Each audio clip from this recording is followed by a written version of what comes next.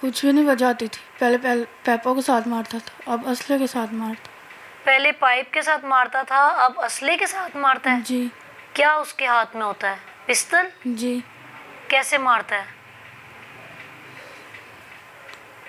जोर जोर की मारता है। हाथ पे, सर पे, किधर मारता है? हाथ पे मारता है। पिस्टल मारता है? जी। और क्या बताता है कि मैं क्यों मार रहा हूँ? वो नहीं अपनी वजह बताता है। बस मारना शुरू कर देता हाँ है। जी। अच्छा, मुझे ये बताओ कि कितने बहन भाई हैं ये? 3 भाई हैं, 1 बहन है। शादीशुदा हैं? हाँ जी। सारे शादीशुदा हैं? हाँ जी। और सास ससुर में कौन है? सास है, ससुर नहीं है। ससुर दूसरा किया मैंने। अच्छा, सास ने दूसरी शादी की हुई है? जी। अच्छा अमीशा, ये बताओ कि जो आपकी सास है, मतलब कि वो एक माँ भी है, बहू भी रही है अपनी ज़िंदगी में, बेटी भी है, तो क्या आपकी सास के सामने आपका शोहर मारता था आपको? जी। वो नहीं रोकती थी? नहीं। कभी भी नहीं आई बीच में कि ना मारो? नहीं। आखिर उसकी क्या वजह थी? आपका ताल्लुक नहीं अच्छा था उनके साथ? जी। ताल्लुक नहीं अच्छा। आपको पसंद नहीं करती थी?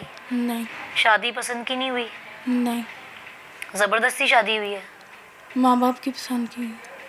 मतलब कि उनके माँ बाप की पसंद की हुई है, आपके शोहर के माँ बाप के पसंद की कह रही हैं? और आपके भी घर में अम्मा अब्बा की पसंद की शादी है? जी।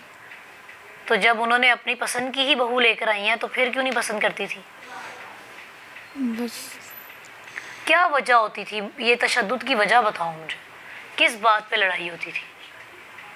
दूसरी शादी करवानी। मतलब वो लड़का दूसरी शादी करना चाहता है? जी। आपके साथ नहीं रहना चाहता था? नहीं। क्या वजह थी इसकी? क्या पसंद नहीं थी? जी। पसंद नहीं थी। ये आपको कभी कभी उसने पागल कहा? कहता है, कभी सैको कहता है। कहता है कि आप पागल हो? हाँ जी। अच्छा, मतलब कि जी आप पहले अपनी पसंद की लड़की को शादी करके ले जाते हैं और बाद में आप क्या मैं यहाँ पर किस तरह के अल्फाज इस्तेमाल करूँ कि आप अपना वक्त गुजारते हैं और उसके बाद उसको कहते हैं कि ये जी मेंटली डिस्टर्ब है। अच्छा, और क्या क्या करता था? कितना अरसा हुआ है शादी को? 6 मंथ हो गए शादी। 6 मंथ्स हो गए? सिर्फ 6 महीनों में ही ये तंग आ गया अपनी बीवी से? क्या हाँ जी। उम्र है आपकी? 21 साल। 21 साल 6 महीने हुए हैं सिर्फ शादी को, और अरेंज मैरिज थी। इन 6 महीनों में बहन ने क्या क्या बर्दाश्त किया? मैंने बहुत कुछ बर्दाश्त किए। ये मारता रहा आगे से। क्या क्या? जुल्म करता रहा। कैसे? कोई तो वजह होती होगी ना, सुबह उठ के मारना तो नहीं शुरू कर देता होगा, कोई बात होती होगी, क्या होता होगा? मम्मा के घर आने की वजह से मारता रहता है कि कुछ कहते जाके लगाती है। अच्छा, आपके घर से फ़ोन करते थे फिर उसे? जी। आपके घर से आप बात आके बताती थी तो क्या माँ बाप फ़ोन करके कुछ कहते थे शोहर को? नहीं। फिर वो उसे कैसे पता चलता है कि शिकायतें? वैसे ही कहता रहता था? हाँ। नहीं, जान के ही कहता रहता था, तू शिकायतें लगाती है जो। और जो बाकी बहुएं थीं वो कभी भी नहीं आपसे आके मिली? कभी साथ नहीं दिया कि ये ऐसा उन्होंने सलूक अपने है? बेटे का ही साथ दिया, मेरा नहीं साथ सारों ने? दिया। जी। अच्छा, मैंने सुना आपके बाल भी काट दिए थे? जी, बाल भी काट दिए थे। टिंड कर दी थी? जी।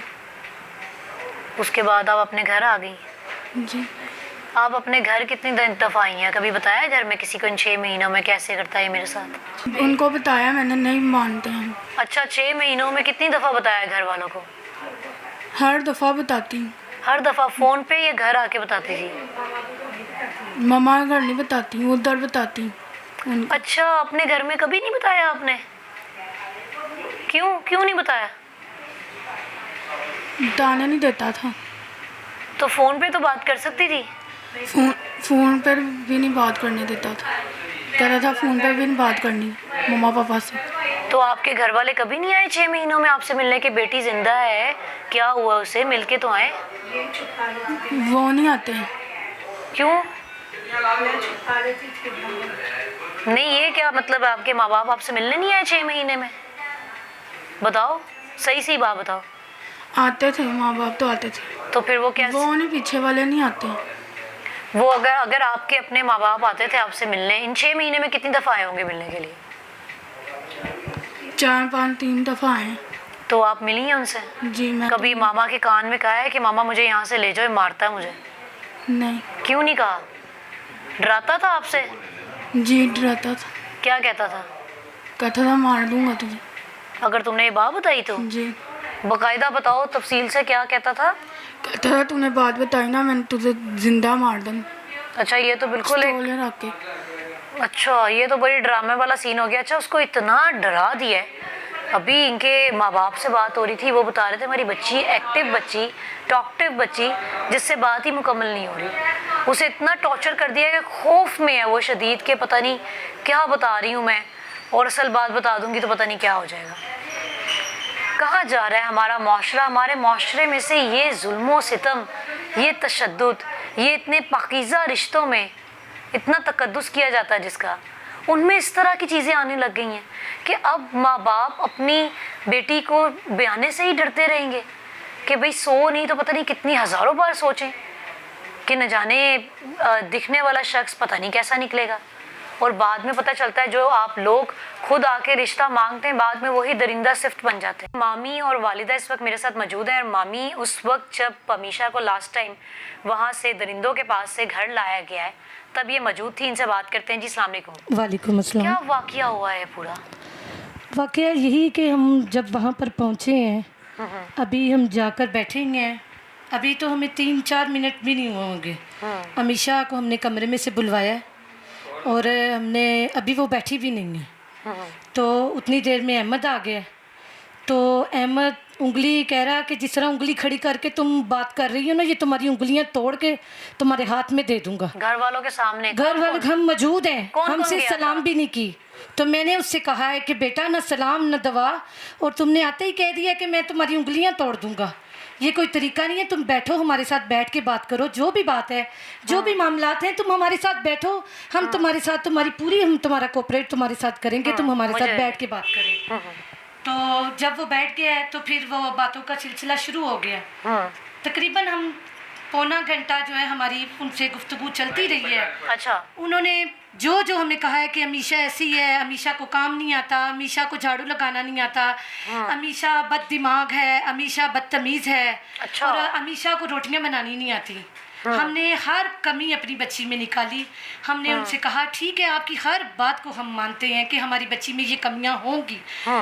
तो बात ये है कि मुद्दे की बात आप करें ना, आपने हमको बुलवाया है कि आके हमारी बात सुनिए। बात करने का मकसद ये है कि सारी कमियां एक जगह पे रख के, मुद्दे की बात तो ये है कि तुम उसको मारते क्यों हो।